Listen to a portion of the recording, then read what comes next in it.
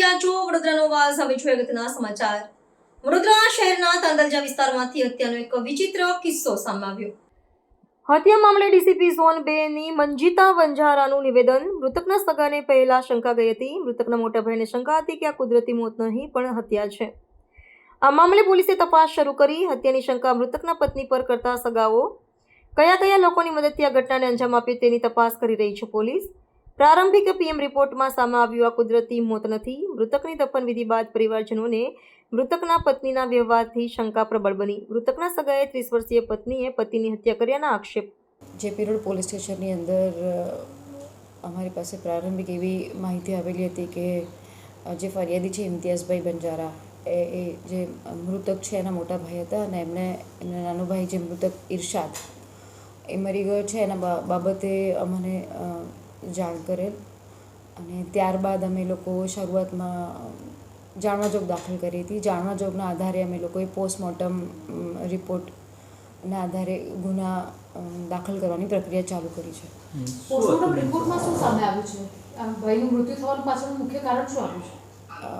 પરિવારજનોને એટલે કે આ જે મૃતક છે ઇરશાદ એના મોટા ભાઈને શંકા ગયેલી કે એનો નાનો ભાઈ છે જે મૃતક એ 30-32 વર્ષની ઉંમરનો છે અને એવું એને શારીરિક કોઈ તકલીફ નહોતી તો અચાનક આવું હાર્ટ એટેકનું મૃત્યુ કેવી રીતે થયું તે બાબતે શંકાને ઉપજાવતા એણે એની પત્નીની એટલે કે જે મૃતક છે એની વાઈફ ગુલબાનો એનું વર્તન પણ જોતાં શંકા જતાં એને મોટા ભાઈએ અમારી પાસે આવીને આ અંગે જાણ કરી કે આ મૃત્યુ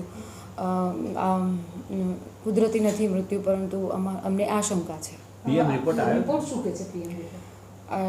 આ બાબતે શરૂઆતમાં કાર્યવાહીમાં પોલીસે જાણવાજોગ દાખલ કરી હતી. એના આધારે પછી એસડીએમ અને મામલતદાર રૂબરૂ આ જે કબ્રસ્તાન હતું એની અંદરથી એને આ મૃતદેહ કાઢવામાં આવેલો હતો. મૃતદેહ કાઢી અને પેનલ ડૉક્ટર દ્વારા આનું પીએમ થયેલું.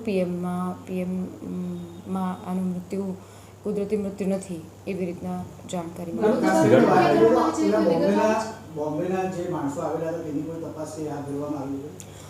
હા આ મૃત્યુ કેવી રીતે થયું છે એના શું કારણો છે પ્રારંભિક પીએમ રિપોર્ટ આવેલો છે.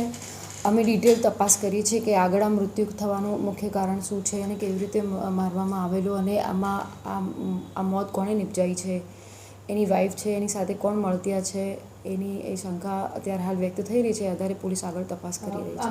મૃતકની પત્નીની અત્યારે પ્રારંભિક પૂછપરછની અંદર એને કબૂલ્યું છે ખરું કે હા એની પ્રારંભિક પૂછપરછમાં એ કહી રહી છે કે એને એના પ્રેમી સાથે મળીને એના પતિની હત્યા કરી એવાનો પ્રયત્ન કર્યો છે. બેન ઘરની બોડી કંઈ આપીને પછી આ કૃત્ય આચર્યું છે, સાચી વાત છે એવું કંઈ કબૂલાત? હા એ આગળ તપાસમાં અમે લોકો તપાસ કરી રહ્યા છે કે એને આ મૃત્યુ નિપજાવવા માટે એણે કયા સ્ટેપ કરેલા છે, કેવી રીતે એને માર્યું છે, ગળે ફાંસો આપ્યો હતો કે અત્યારે કોઈ દવા આપી છે કે એ તપાસનો વિષય છે. અત્યારે કેટલા આરોપીઓને આપણે અટક કરી છે ધરપકડ? અત્યારે હાલ જે એની પત્ની છે ગુલબાનો એને અમે લોકોએ એની અટક કરવાની કાર્યવાહી ચાલુ કરી છે.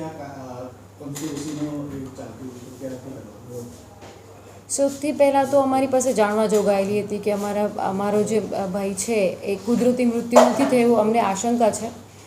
એના આધારે મેં જાણવા જોગની તપાસ ચાલુ કરેલી છે.